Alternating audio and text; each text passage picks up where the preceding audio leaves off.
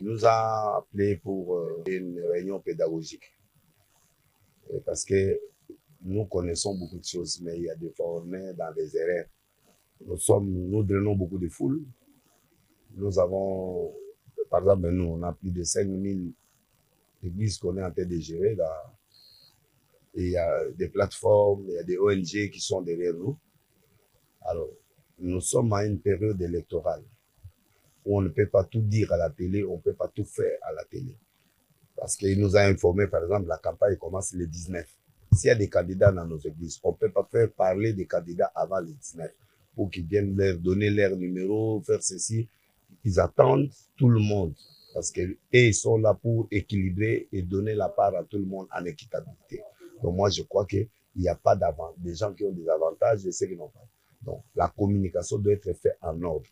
Et une communication qui ne peut pas énerver, ni inciter, ni faire quoi que ce soit.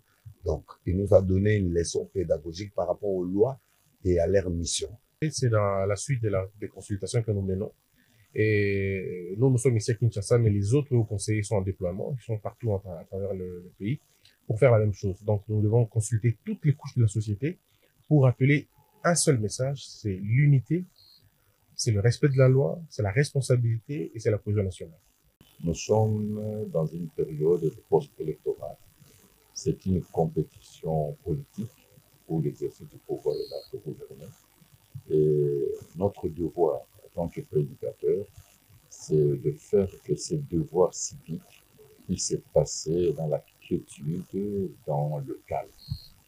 Et surtout que nous sommes des chrétiens et que Dieu nous assiste parce qu'en tant que patriotes, nous avons un seul héritage, c'est la République démocratique du Congo. Et voilà, nous lui donnons notre appui inconditionnel. Nous avons échangé autour de la responsabilité qu'a l'Église en cette période de prêcher la paix, prêcher l'unité, prêcher la responsabilité et prêcher la cohésion nationale.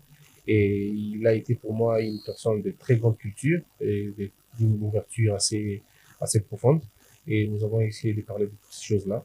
Et je n'avais pas eu beaucoup de difficultés puisqu'il maîtrise bien la question, il maîtrise bien les médias en tant que pasteur, mais aussi en tant que patron d'un grand média comme sa chaîne. Donc on a eu le temps de discuter. Et je crois que avec le temps, il pourra lui aussi parler aux fidèles, parler à tous les gens qui l'encadrent. N'oubliez pas que les pasteurs ont de l'influence au Congo, ont de l'influence chez nous, pas seulement au Congo, un peu partout d'ailleurs, parce qu'on écoute beaucoup plus les pasteurs que même les docteurs. Quand un pasteur te dit ne va pas à l'hôpital, Dieu va te guérir, il y a beaucoup de gens qui n'iront pas à l'hôpital parce que le pasteur a dit. On a une telle foi. Alors avec des gens, avec des influenceurs de cette nature, il faut composer avec eux. Et nous avons échangé et ça a été très bien.